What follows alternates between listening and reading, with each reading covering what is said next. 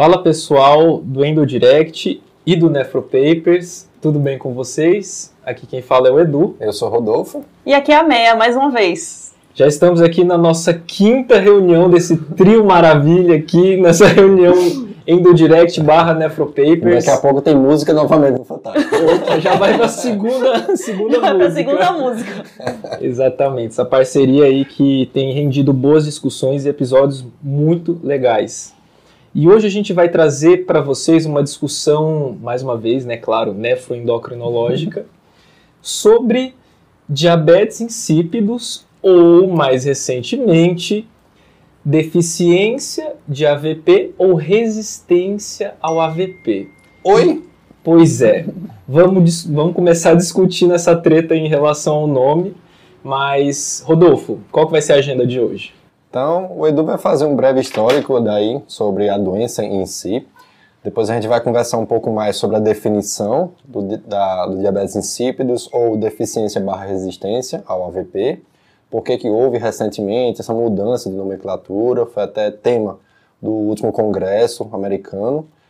Depois a gente vai falar sobre um pouco da fisiopatologia da doença em si, falar das principais causas, depois sobre o quadro clínico da doença, como é que a gente vai dar o diagnóstico e, por fim, um pouco sobre o tratamento. A gente vai comentar um pouco do tratamento baseado na nossa experiência, né, no nosso casuística da parte de endócrino, e a Meta também, claro, para falar do tratamento da parte da nefro também.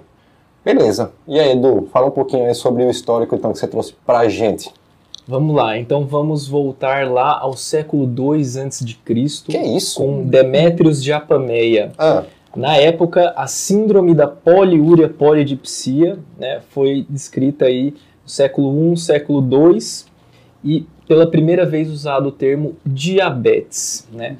Diabetes vem aí do grego e significa deixar água passar, ou deixar vazar, ou deixar passar como sifão. Esse é o significado etimológico aí da palavra. Nossa, gente, mas é cultural o podcast hoje. E aí, a primeira descrição de urina adocicada ocorreu em 1674 pelo médico inglês Sir Thomas Willis. E só então um médico escocês, William Cullen, atribuiu a palavra mellitus, que significa doce, né? Ou seja, deixar vazar algo doce, para essa condição clínica aí.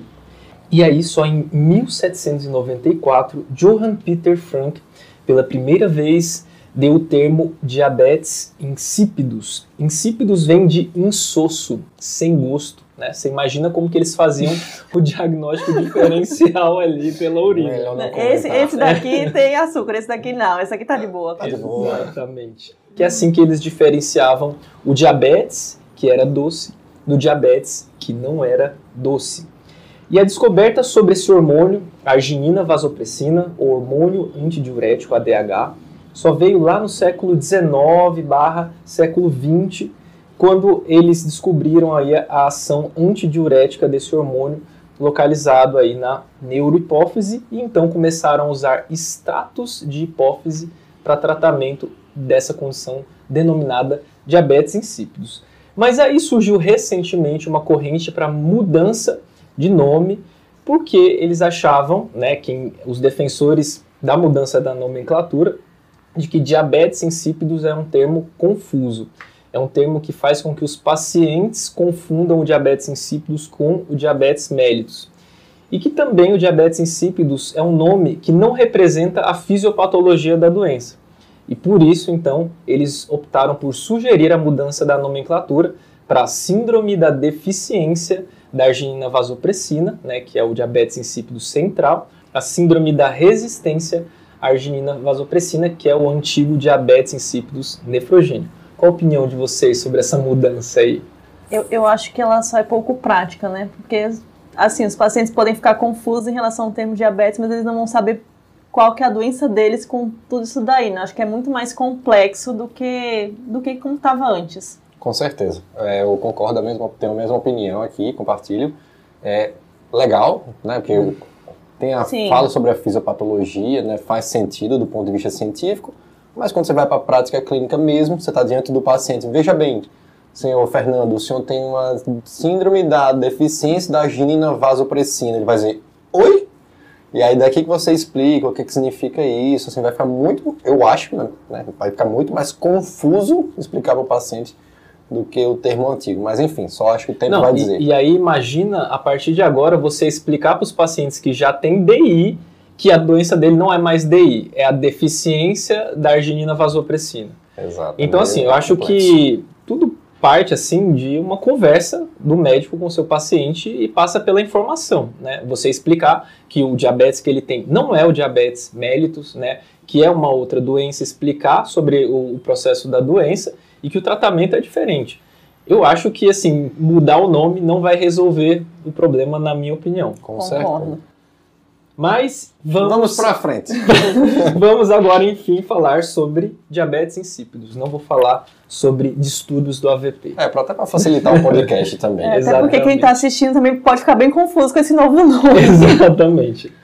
Então vamos à definição do que é o diabetes insípidos e um pouquinho sobre questão fisiopatológica. Né? O que você me diz aí, gente? Beleza, então assim, falando um pouquinho sobre a fisiologia em si, né? A gente tem um hormônio que é a arginina vasopressina, né? O ADH também como é conhecido, que ele é o responsável, até a minha vai comentar um pouco mais, para fazer essa regulação, aí, o ajuste fino, né, da osmolaridade plasmática e da osmolaridade urinária, né? E aí, basicamente, ele respeita dois tipos de estímulo, né? Existe o estímulo osmótico, que ele é muito mais importante, ou seja, a desidratação do paciente, ou pelo menos a tendência a uma desidratação. E existe também o estímulo aqui hemodinâmico, né, quando o paciente tem uma redução da pressão, da volemia e tudo mais, né. A osmolaridade normal, ela gira em torno de 280, 295 miliosmóis. E para você ter uma ideia de como isso é mais importante, né, pequenas variações de 2% dessa osmolaridade já é suficiente para fazer alteração na produção e na concentração sérica do ADH. Por outro lado, você precisa ter uma alteração mais acentuada, mais pronunciada da pressão em si. Muitas vezes o paciente tem que ter pelo menos um choque. Então, quando o paciente tem que ter uma queda de 8 a 10% da pressão, aí sim é que os baroreceptores, né, eles vão ser sensíveis suficientes para gerar um estímulo para a produção e aumento da concentração do ADH. Mas são basicamente esses dois estímulos aqui, né? E tem alguma coisa para acrescentar, né? O ADH ele é responsável por realmente fazer essa concentração urinária, né? Então eu gosto de pensar o diabetes insípidos como uma alteração de concentração urinária, que vai se caracterizar por poliúria e polidipsia, de forma geral, né? E aí vem o primeiro questionamento, o que é poliúria, né? A gente estava até comentando isso antes. A definição clássica seria uma diurese maior que 3 litros em 24 horas para adultos ou maior que 2 litros por metro quadrado para crianças. Isso é uma definição meio arbitrária, a gente não tem uma explicação do porquê 3 litros, tanto que tem fontes que falam 4 litros, por exemplo, né? Mas o que é característico do diabetes insípido são essas duas coisas, a questão da poliúria e a questão da polidipsia. Uhum. E aí entram aí também diagnósticos diferenciais disso daí. Perfeito. Só citaria que é uma coisa que talvez seja mais comum, assim, da nossa parte, né, de até interconsultas, enfim. Tem pacientes que têm uma polidipsia primária, então é um diagnóstico diferencial. Era um diagnóstico que estava muito associado a patologias psiquiátricas, mas assim, existe uma tendência hoje, por exemplo, assim, a vida é saudável, né? Então eu vou beber bastante água porque isso é saudável. E às vezes pacientes fazem, de fato, poliúria por uma ingestão que é excessiva, né? Excessiva de água. Perfeito. Então, assim, basicamente a definição, como a minha bem citou, uma poliúria hipotônica aqui, né? Que aí você tem que partir desse pressuposto, condição sine qua non, para a gente pensar, né, e destrinchar uma possível diabetes insípidos. Exatamente. E aí, só lembrando aqui da fisiopatologia, porque a gente vai dividir essa doença, né, o diabetes insípidos, na deficiência do hormônio, né, do ADH, que é quando você tem uma patologia ali a nível hipotálamo hipofisário. Lembrar que o hormônio é produzido nos neurônios magnocelulares do hipotálamo, mas ele é liberado, ele é secretado pela região da neurohipófise, ou hipófise posterior, né, que é um prolongamento do hipotálamo. Esse hormônio, ele cai na corrente sanguínea e ele vai lá nos rins, né? Onde exatamente, Mea?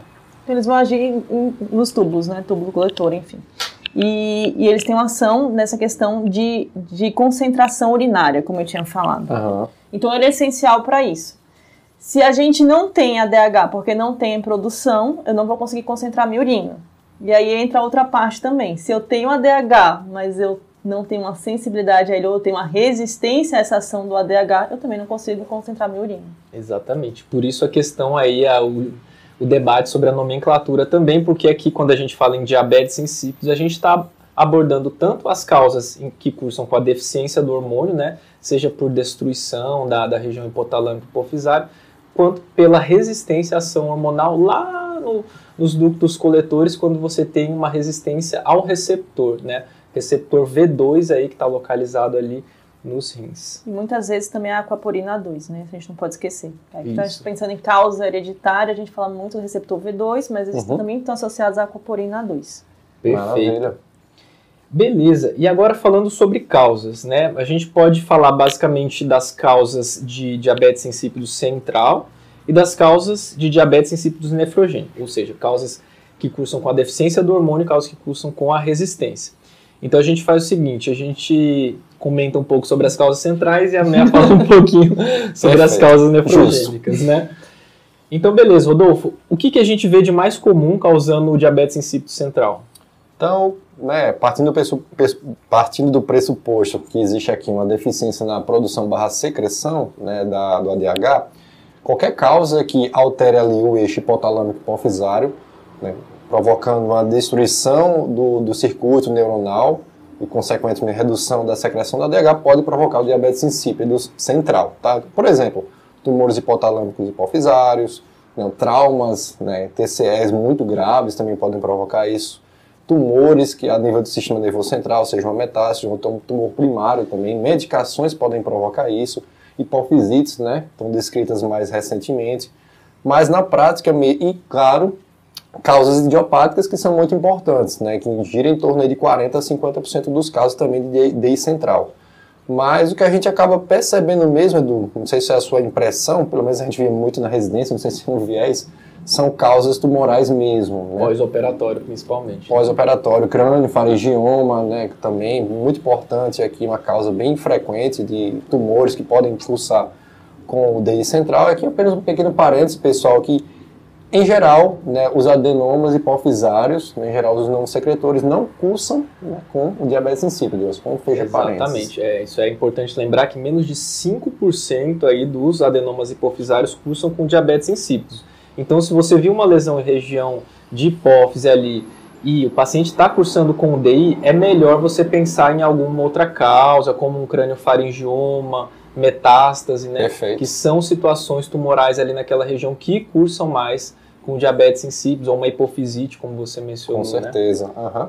Beleza. Então, essas são as principais causas. Claro que tem as causas genéticas aqui também, mas são causas congênitas, só que são causas muito raras aqui. Sim, síndrome de Wolfram, essas coisas aí, né? Assim, não é o escopo aqui do nosso podcast. Perfeito. E, Mea, quais são as principais causas pensando aí num DI nefrogênico? Então, a gente também divide, né, de causa adquirida ou causa hereditária. A causa hereditária é mais rara. Tem algumas síndromes também ligadas ao X, então elas teriam um curso, assim, um quadro clínico mais florido na maioria dos homens, né, e menos em mulheres, que podem, por exemplo, ficar sintomática por um longo período e aí apresentar poliúria, por exemplo, na gestação. Então a gente tem essas causas genéticas e a gente tem causas adquiridas. De causas adquiridas, assim, uma que é muito importante é o lítio. Tá, então, perfeito. Só para vocês terem uma ideia, assim, é descrito que cerca de 20% dos pacientes que usam lítio vão apresentar poliúria e até 30% alteração urinária assintomática. Então, é uma frequência que não é tão insignificante assim. Né? Em relação ao uso do lítio, normalmente é uma causa reversível, mas aí tem estudos também que mostram que pacientes que usam lítio por cerca de mais de 20 anos podem apresentar DI mesmo com a suspensão da medicação. Mas essa é uma causa bem importante. Fora lítio, a gente tem outras medicações. Foscarnet, por exemplo, pode estar envolvido nisso daí. A gente pode ter também DI por uma secundária, uma hipercalcemia ou hipocalemia, que são causas descritas, mas a fisiopatologia não é bem esclarecida, mas isso também costuma ser reversível. Né? Então, basicamente isso. Adquiridas, a gente pensa muito em medicação, pensa nesses distúrbios eletrolíticos, né, que é a hipercalcemia e hipocalemia, principalmente. E eu vi que tem descrito também por a anfotericina B, né? Você já viu algum caso na sua prática? Já vi caso, mas assim, é muito menos comum. Tá. Assim, lítio, eu acho que nem você falou. Assim, a gente já tem um viés da residência, mas assim, lítio, mesmo depois da residência, foi o que eu vi associado. Perfeito, legal.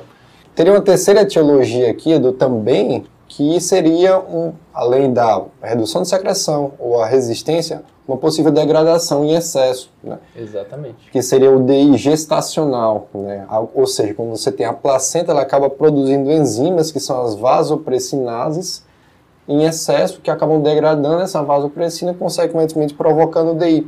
É uma causa rara de DI na gestação, geralmente mais frequente no segundo, terceiro trimestre, né, com o aumento da placenta. Também é descrito mais em gestações múltiplas. A placenta é maior, né? Essa explicação. Placenta maior, com certeza.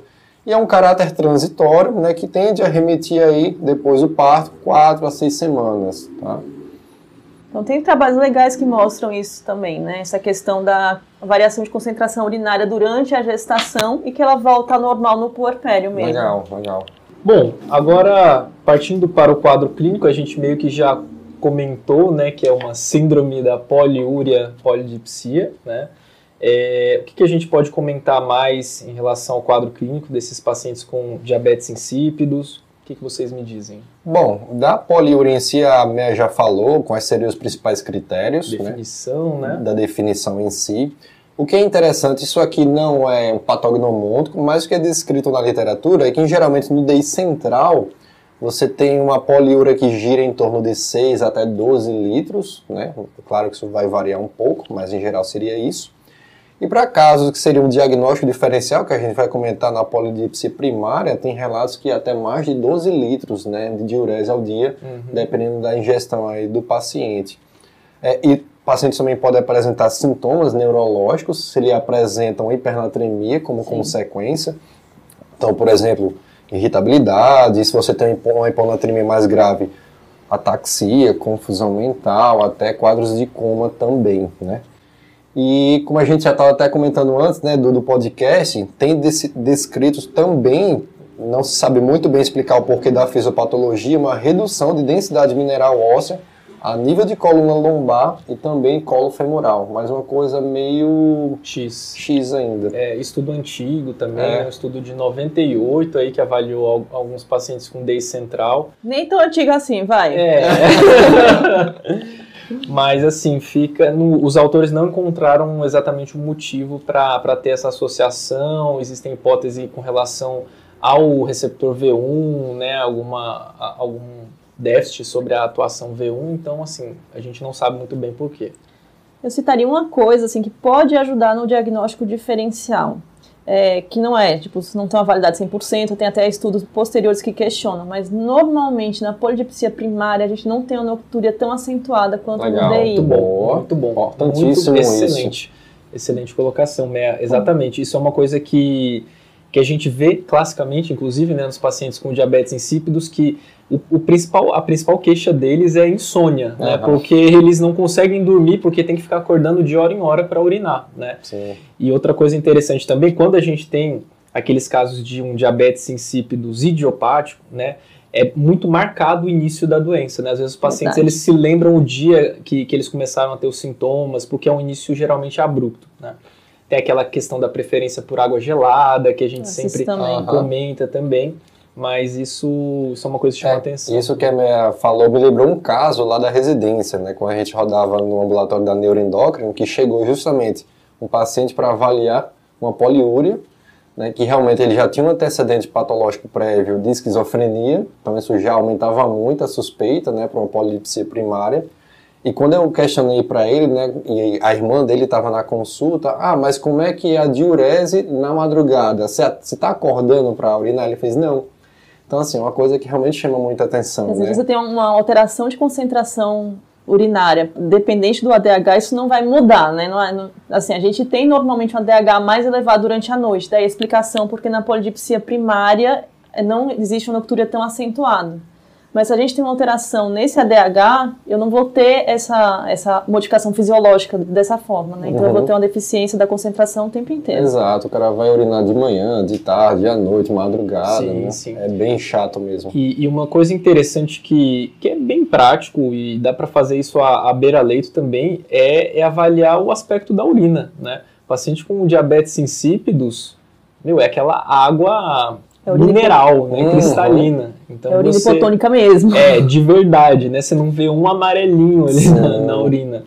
Então é um dado prático, né? Dá para você fazer ali, às vezes o paciente está lá entubado, UTI, sonda vesical de demora, hipernatremia, será que é DI, não sei o que, aí você vai olhar o saco coletor, aquela urinazinha amarelinha ali, bonitinha.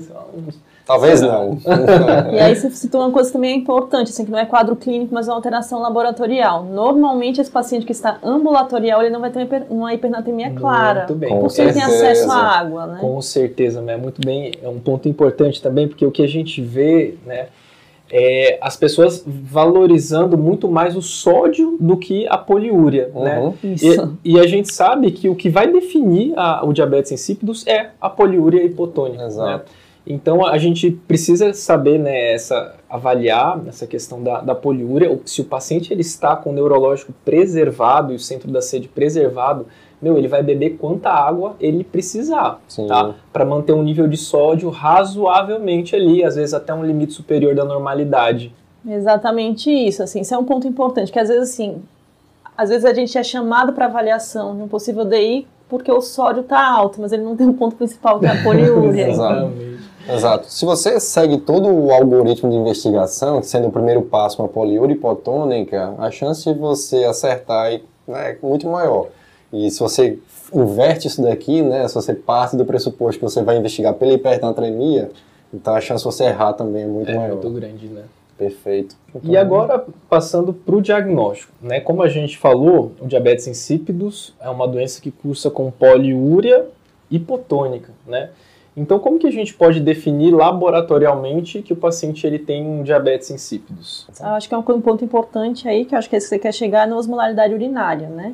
Ele vai ter uma urina, como você falou, uma urina hiposmolar. E aí que vem o questionamento. Como que a gente mede essa osmolaridade urinária? Preferencialmente urina de 24 horas, se não me engano tem protocolos com amostra isolada de urina que varia um pouco, que é o valor normal da osmolaridade. Existe o cálculo que você pode fazer, né, na unha, como a gente chama, que usa sódio, potássio, enfim, glicose e ureia na urina, mas a maioria dos laboratórios eles já vem calculada a osmolaridade, né? Então, um ponto importante que a gente vai ter para pensar nessa urina hipotônica seria, de cara, né, pra gente olhar uma osmolaridade menor que 300. Beleza. A gente tem aquela zona cinzenta lá de 300 a 600, que aí vai nos encaminhar para o diagnóstico também. Beleza. Então, só para deixar claro na cabeça de vocês com relação ao diagnóstico. Primeiro passo, como a Benha falou, confirmar a poliúria, de acordo com os valores que ela discriminou. O segundo passo, afastar outras causas que possam aqui lhe atrapalhar no diagnóstico.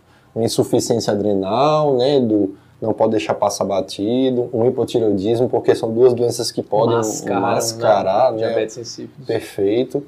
Um diabetes descompensado, a Meia já falou da hipercalcemia, uso de diuréticos, hipocalemia. Então, depois que você meio que afastou esses principais aqui, aí a Meia, como já comentou, né, avaliar essa osmolaridade urinária. Um ponto só, a gente voltando um pouco, essa questão que você falou de confirmar a poliúria é muito importante, porque, por exemplo, gestante tem uma maior frequência urinária, né? Então isso pode confundir, falar que está com poliúria, mas na verdade já está com a frequência aumentada. E quando, por exemplo, uma gestante que está com um DI, ela tem realmente a diurese muito aumentada aí, então é uma coisa que é importante a gente... Exatamente, né? É importante a gente confirmar. Então, uma coisa que pode ajudar quando a gente avalia o diagnóstico diferencial dessas condições é a quantidade de poliúria. No diabetes insípido central, quando você tem uma destruição total ali das células magnocelulares, você vai ter uma poliúria significativa ali, mais do que 6, 8 litros de urese. Enquanto nos casos aí de um diabetes insípidos nefrogênio, geralmente eles cursam com uma poliúria discreta, 3, 4, 5 litros de diurese. Então você pode usar isso aí para pensar em diagnósticos diferenciais. E é claro, naqueles casos duvidosos, né, como você falou, que tem uma osmolaridade urinária meio limítrofe, entre 300 e 600, a gente pode lançar mão do teste de restrição hídrica. Comenta mais um pouquinho aí sobre o que é esse teste e quando que a gente usa ele. Então, a primeira coisa aqui, o objetivo dele é, no teste de restrição, é você tentar afastar uma possível polidipsia primária, né? Então, a primeira coisa é bem um protocolo muito específico, tem que ter um centro que tenha experiência em fazer o teste de restrição hídrica. Você vai seguir alguns passo a passo, que é O paciente realmente, como o nome já está falando, vai ficar um bom tempo, um intervalo de tempo sem beber água. E aí você vai verificando peso, frequência cardíaca, pressão, osmolaridade plasmática, osmolaridade urinária, no intuito de, ao longo desse tempo, saber se a diurese dele vai concentrar, se não vai, né, para poder afastar uma possível causa de polidipsia primária. E aí depois de um certo tempo, o paciente realmente conseguiu ainda está mantendo uma diurese muito diluída, né? E aí você conseguiu afastar, por exemplo, a polidipsia primária. Mas agora você vai tentar diferenciar se é um diabetes insípido central ou nefrogênico. Aí, na segunda etapa do teste de restrição, você pode lançar a mão e fazer a aplicação do DDAVP. Que aí, se o paciente ele consegue concentrar mais de 50% do teste, aí você está mais diante de uma causa de um diabetes insípido central. Se ele concentra menos do que 50%, pode ser um diabetes insípido nefrogênico aqui. Então seria basicamente essa a finalidade do teste de restrição hídrica.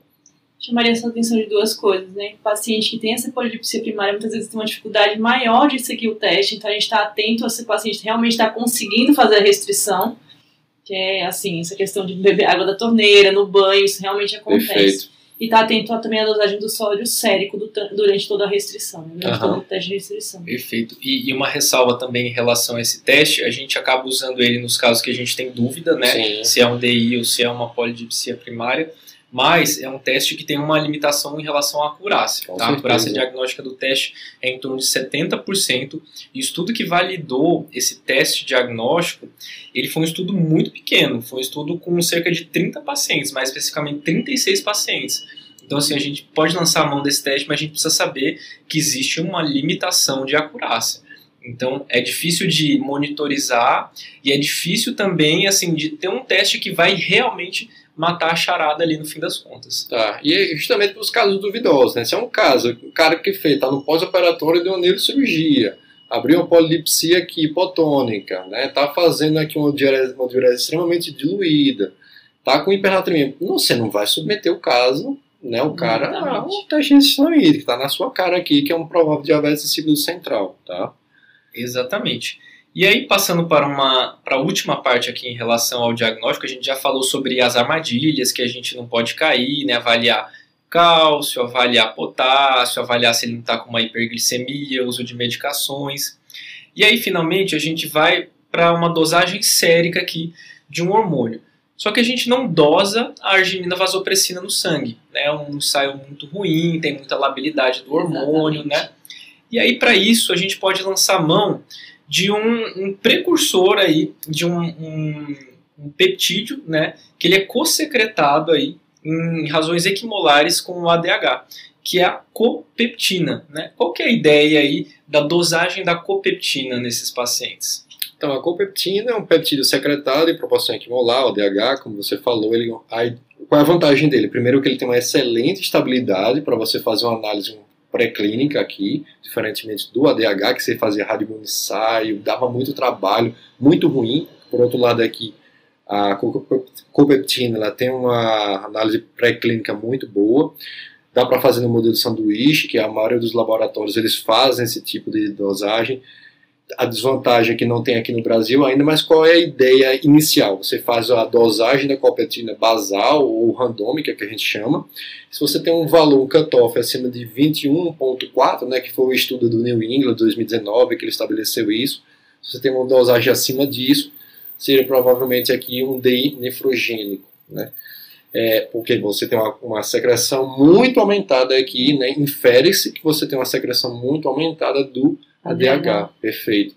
Por outro lado, se você não tem esse valor aqui, você ficou na zona de limbo. E aí você, em vez de dosar a copeptina basal, você vai submeter aqui sobre um estímulo hipertônico, uma solução salina 3%, tá?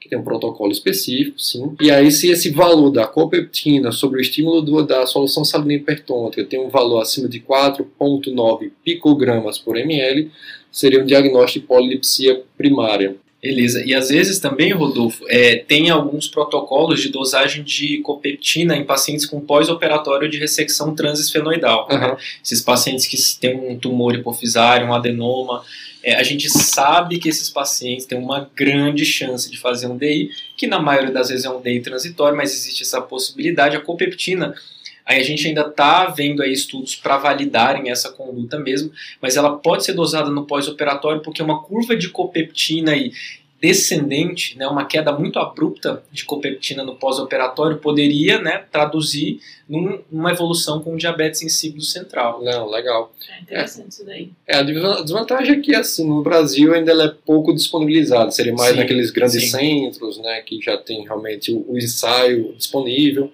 Mas, quem sabe futuramente. Seria uma ferramenta a mais aqui. Perfeito. E aí, em relação a só exames de imagem, Edu, se a gente está diante de um caso de diabetes insípido central, né, além da parte do exame laboratorial, vale a pena você lançar a mão de uma ressonância de célula, TUSCA, né? E, como eu falei, a grande suspeita aqui é um DI central para você tentar investigar qual seria a possível etiologia, causas tumorais, uma hipofisite, uma metástase, enfim, idiopático.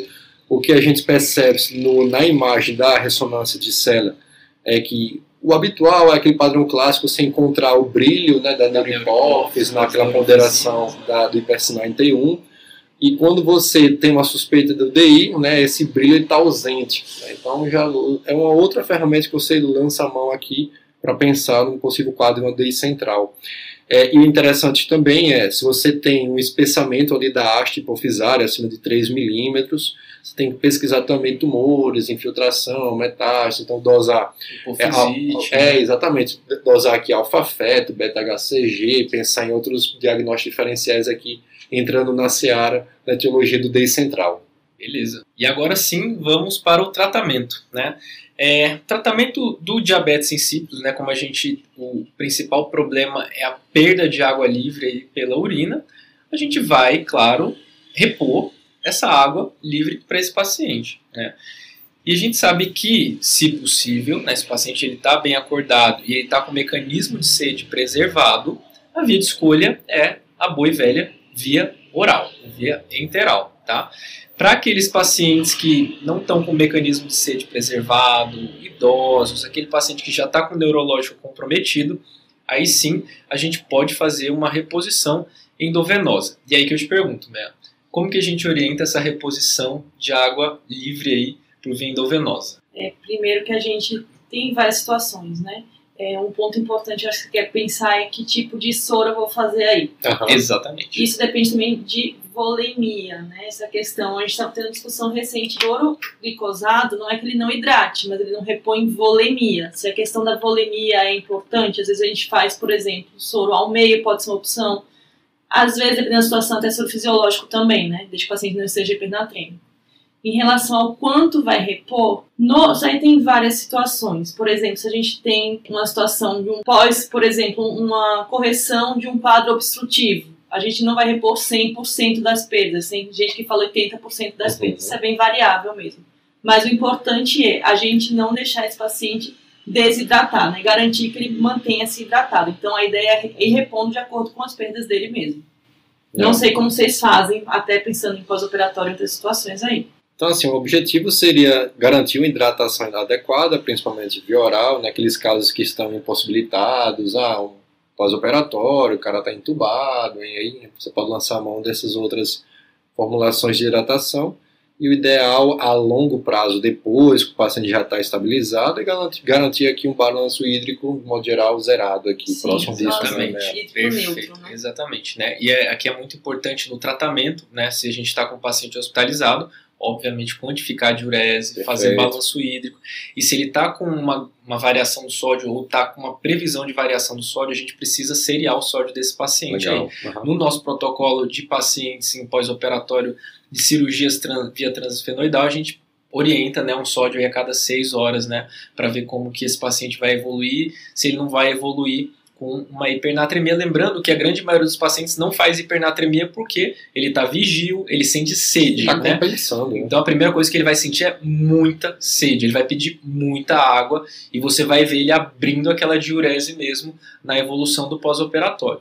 Então, a princípio, a gente orienta bastante o paciente que ele precisa, né, respeitar ali a sede dele e beber água se necessário. Beleza. Acho que esse é um parâmetro importante mesmo, né? A questão da sede, não estaria de graça, né? garante, inclusive, o que o sódio, mesmo que mantenha-se no limite superior e fique dentro do padrão normal. Com certeza. Eu acho que é uma das principais coisas que você tem que respeitar, que é a sede do paciente. Perfeito. E agora sim, em relação à parte medicamentosa, né, vamos começar pelo diabetes insípido central. Né? O que a gente faz, Rodolfo? O que a gente tem de medicação para fazer o tratamento nessas situações? Qual a dosagem? Beleza. Então, partindo do pressuposto que você tem uma deficiência da secreção do AVP, a gente usa o análogo do AVP, né, o famoso DDAVP aqui. A ideia é que realmente, qual é a vantagem dessa medicação, desse análogo, é que ele age apenas sobre o receptor V2, então ajuda até o pessoal da nefro, né, não agindo sobre V1, então não causa hipertensão, não descompensa a hipertensão de base do paciente, então isso é bom. Então age só realmente na fisiopatologia da doença. Então sobre o DDAVP a gente tem algumas formulações. Existe a formulação via oral, né, o comprimido do DDAVP, que tem duas apresentações, tem o de 100 microgramas, tem o de 200 microgramas. Ele é 10 vezes menos potente do que a apresentação nasal, que acaba sendo a nossa preferência no dia a dia. Ou uma desvantagem também da via oral do comprimido, que tem uma absorção baixa. É meio chato de tomar ele também por causa dessa absorção, porque ele pode ser degradado, como ele é um peptídeo, né, ele pode ser degradado no estômago. Então você tem que tomar longe das refeições, cerca de 1 hora longe de uma refeição. E a posologia também não é agradável, é 2 a 3 vezes ao dia esse comprimido, lembrando que é longe de refeições. Tá? Existe a outra formulação, que aí sim é a preferencial no consultório, que é a formulação nasal, que pode ser no spray ou pode ser na solução de cânula, né, que é um pouco mais antigo, a gente não tem tanto disponível no mercado. O que a gente acaba utilizando mais é a formulação em spray, o famoso puff. O puff, por si só, ele contém uma solução de 10 microgramas do DDAVP. A posologia é meio empírica, mas em geral começa-se com um puff à noite, e aí você vai titulando conforme a percepção do paciente no consultório. Né? Por que a gente usa à noite? Justamente para o paciente não ficar tendo escapes de diurese na madrugada, né? Que você vai atrapalhar. Insônia, né? Exatamente, o cara não ficar mantendo noctúria aqui, acordando a madrugada inteira para beber água enquanto está indo fazer xixi. Então, você começa com uma dose noturna, e o que a gente fala, né, para o paciente é deixar fazer o escape fisiológico ao longo do dia, né, para justamente tentar fazer esse balanço hídrico aqui neutro em casa. Perfeito. E por fim garantir também uma natremia normal aqui. Exato. Outra coisa que dá para você orientar o paciente é se pesar. Com né? certeza. Então, assim, é um parâmetro que ele pode ter, ele sabe o peso basal dele, para ele não ter risco de fazer uma intoxicação hídrica, né? Que é uma coisa comum. Com certeza. Em pacientes que fazem uso de DDAVP. Né? Então tem que tomar cuidado. É importante ter esse período assim de escape, né? Que o paciente meio que fica descoberto da medicação para ele meio que se reequilibrar ali. A gente não quer uma cobertura 100% do tempo, né? Porque senão o paciente ele pode intoxicar. Sim. A dose máxima seria em torno de 40 microgramas ao dia, que equivale a 4 puffs aproximadamente, mas lembrando que você vai começar com um puff à noite. O paciente ainda está muito sintomático, você pode deixar um puff de noite e um puff de manhã, e aí você vai sentindo e conversando com o paciente, sempre reavaliando isso, sede, peso do paciente, diurese e por fim também o laboratório através da natremia. Exato. E para pacientes hospitalizados, a gente também vai fazer o puff, Rodolfo? Aí não teria sentido, principalmente nos pós-operatórios de neurocirurgia. Muitas vezes o paciente está com aquela sonda de fora, ele está com um tampão, então você não conseguiria viabilizar essa formulação. E aí, nesses casos, a gente vai para a terceira formulação, que seria a via parenteral. Você pode lançar a mão tanto na formulação EV, né, endovenosa, mas o que a gente acaba fazendo mais é a formulação também subcutânea, tá? A ampola em si do DDAVP, a apresentação é de 4 microgramas, ele é 10 vezes mais potente do que a própria formulação nasal, e a posologia que a gente usa inicial seria 1 micrograma, ou seja, 1/4, até pode ser usado 1/8 da ampola também aqui. De 0,5 a 1 micrograma, né, por dose. Beleza. E aí, aqui você não deixa dose fixa, isso é importante, né? Você faz uma dose, como o paciente está no hospital, está em pós-operatório, ele está na sua mão, você tem um balanço hídrico ali na mão, você vai, faz uma dose e vai fazendo reavaliações periódicas do paciente. Exatamente. Lembrar que grande parte dos diabetes insípidos de pós-operatório de cirurgia transfenoidal são transitórios, né? Perfeito. Então, às vezes a gente faz aquela dose única ali e aquilo é suficiente para o paciente garantir ali a melhora da poliúria e a normalização dos níveis de sódio. Então, só para sistematizar, você faz uma dose quando o paciente abre um diabetes insípido central, um pós-operatório, enfim. E aí você vai reavaliando com sódio do paciente, diurese, balanço hídrico, né, claro, os sinais vitais do paciente. Em geral, esse DI transitório ele perdura aí nas primeiras horas, nos primeiros dias, né, 48, 72 horas no máximo. Às vezes um pouquinho mais, mas em geral é isso, e aí você vai reavaliando se precisa de doses subsequentes, né? Exatamente. A ideia é não deixar a dose aqui, puto, caramba, o cara abriu um DI central aqui no pós-operatório, vou deixar a dose fixa. 8. Exato, aí você vai partir do 8 para 80, você vai intoxicar o cara e fazer uma hiponatremia. Isso. E outro cuidado que tem que ter é, não é só o DDAVP que vai resolver a falta de água livre do cara, o déficit de água livre, né? É o DDAVP mais a água, Com né? certeza. Senão você vai fazer um protocolo alcaparra no paciente, ele vai Nossa, ficar tá. seco e salgado. Então, Com assim, certeza. é água e a desmopressina. A ideia é que ficar como DDAVP ele é um tratamento adjuvante aqui, né? O principal é você respeitar a sede e, consequentemente, a ingestão de água do paciente. Não está sendo suficiente ou não está sendo disponível no momento, aí sim você vai partir para a medicação. Acho que essa questão do balanço neutro é bem importante, né? Que isso a gente a gente tem que reavaliar periodicamente, né? Não dá, como vocês, assim, a questão da hidratação, mesma coisa. Não dá para prescrever hidratação supondo que ele vai perder tanto. É uma coisa que eu tenho que fazer reavaliação mais de uma vez ao dia também. Legal. Pensando no DI nefrogênico, acho que uma coisa que a gente tem que ter é pensar na etiologia mesmo. Então, se a gente tem uma causa óbvia, suspender. No caso do lítio, suspender. Às vezes, suspensão do lítio, como eu tinha falado anteriormente, não é suficiente. E a gente tem que, assim, atentar para esse paciente que vai ficar com quadro de poliúria e garantir também que ele não faça uma desidratação, por exemplo. Então, garantir que ele tenha sempre aporte de água, né? Outras medicações, com a suspensão, a gente costuma reverter o quadro. A questão de corrigir hipercalcemia também é muito importante, hipocalemia também que pode estar associado muito importante aí também. Existem outras opções, né, do tratamento do DI central, são mais ultrapassadas, hoje em dia a gente usa pouquíssimo, mas só para vocês saberem que pode acontecer.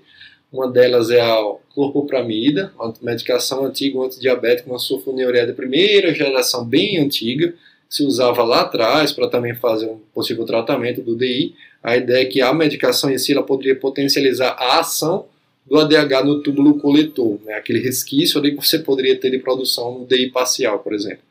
Outra opção também que é sugerida na literatura é o uso da carbamazepina, porque ela estimularia a secreção do ADH nos pacientes, claro que é no paciente que ainda tem um resquício, ainda um DI central parcial, que é uma coisa bem específica aqui, né? E por fim aí outras medicações muito antigas que nem são utilizadas mais hoje em dia. Já que você está falando disso, assim, uma coisa importante também para o paciente que usa lítio, uma medicação que poderia ajudar seria a milorida, Perfeito. se a gente disponibilizasse da apresentação isolada, né, sem hidroclorotiazida. Legal, Mer. E por fim do DI gestacional, lembrando da fisiopatologia que você tem uma degradação em excesso, você tem produção, mas tem essa degradação em excesso, a ideia é que você dá o DDAVP em doses maiores do que uma dose habitual. A medicação por si só ela é segura, tanto para o feto quanto para a mãe, então não teria problema. Pode usar inclusive na amamentação, se o quadro perdurar durante aí, o puerpério.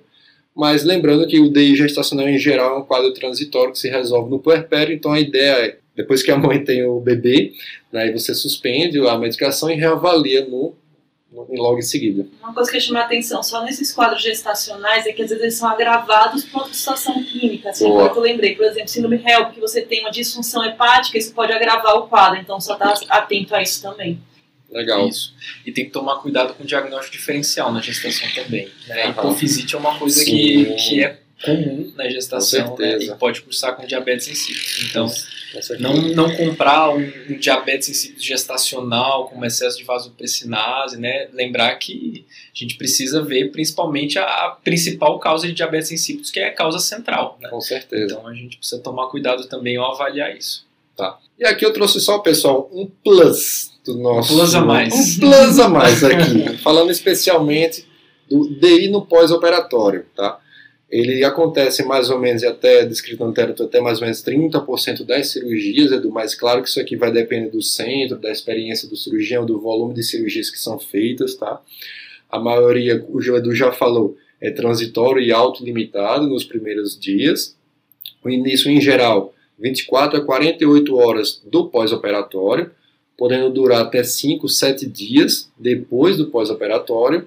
E existem 2 fatores de risco aqui principais para que possa surgir o DI. O primeiro deles que é descrito ficha licórica durante a cirurgia, né? Então a chance de você apresentar um DI no pós-operatório é maior. E o outro fator de risco aqui, se o paciente tem um tumor, especialmente o crâniofaringioma. Né? Então ele já pode, o crâniofaringioma por si só, no pré-operatório já pode ter, e no pós-operatório você aumenta mais ainda a chance. E existe uma fisiopatologia também, que é a famosa fase trifásica. Opa, famosa. Lembra? É bem raro, mas acontece com frequência. Bem raro, mas eu já vi. Exato. Começa a fase trifásica aqui. A primeira fase seria um choque neuronal, que se chama. Você tem uma poliúria importantíssima do paciente, porque a neurohipófise ela ficaria ali atordoada, então ela não conseguiria liberar de forma segura e de forma eficaz o ADH, então ele teria uma poliúria franca ali nos primeiros dias, 2 a 5 dias, pela incapacidade dessa secreção e até a liberação do ADH. A segunda fase seria uma liberação excessiva e desordenada do ADH, que já tinha sido previamente preparado, estava produzido, mas não conseguia ser secretado. E aí poderia até fazer um contrário, o paciente pode até fazer um ciato nesse momento aqui. Fazer uma hiponatremia aí. Perfeito, exatamente. E aí sim você tem uma terceira fase, que seria o estado poliúrico permanente do paciente, que ele poderia muito, nesses casos aqui, fazer um DI definitivo. Que aí geralmente seria depois do 10º dia aqui do pós-operatório, 10º dia aí depois de aberto o quadro. Beleza, mas lembrando que é raro. É raro. É descrito em menos de 5%. Sim, com certeza. Então, mas seria mais naqueles centros maiores que tem um volume maior de cirurgia, né? Exatamente. Foi isso. Muito bom. Então passeamos aí desde a Mesopotâmia. Não, mentira, foi na Grécia mesmo. E falamos um pouquinho sobre a história, mudança de nomenclatura, né? Por que nós não concordamos com essa mudança de nomenclatura? Acho que isso não vai ajudar o paciente. Sim. Falamos sobre etiologia, quadro clínico, diagnóstico, né? As armadilhas diagnósticas. E a gente comentou aqui brevemente sobre a importância do tratamento, né? Que a parte mais importante do tratamento é manter esse paciente com um aporte de água, de preferência por via oral, né? E naqueles casos que a gente realmente vê que ele está evoluindo aí com uma deficiência do AVP, aí ele vai precisar mesmo da reposição do análogo, que é a desmopressina. Perfeito. Acho que 2 mensagens finais aqui seria, a primeira delas, siga o fluxograma, né? Pela definição que é uma poliúria hipotônica, e não como a Meia frisou, não comece pela hipernatremia. Quando você começa pela poliúria, você praticamente descarta muitos casos aqui, né, no hospital. E uma vez que você conseguiu dar o diagnóstico, você foi feliz nisso, o tratamento básico aqui é água. Exatamente. E não o DDAVP. A gente já viu casos, né, inclusive pacientes internados que estavam com intoxicação porque o pessoal estava dando excesso de DAVP para o tratamento. Né? Exatamente. Onde o que ele precisava era água. Exato. Acho que esse é um ponto importante mesmo. É a hidratação. Os pacientes não podem, assim, segue a sede. Se ele tiver como ter acesso à água, segue a sede dele. Perfeito. É isso, pessoal. Espero que vocês tenham gostado desse episódio nefroendocrinológico. Desse trio maravilha aqui. E até a próxima, então, Até né, o Mel? próximo. Até o próximo. Tchau, tchau. Um abraço. Esse podcast tem o objetivo de educação médica. As informações aqui prestadas exprimem as opiniões dos seus integrantes no momento da gravação. Não esqueça que a medicina constantemente. Não utilize as informações ouvidas aqui como conselhos médicos para si ou para outros. Em caso de necessidade, procure opinião médica direcionada.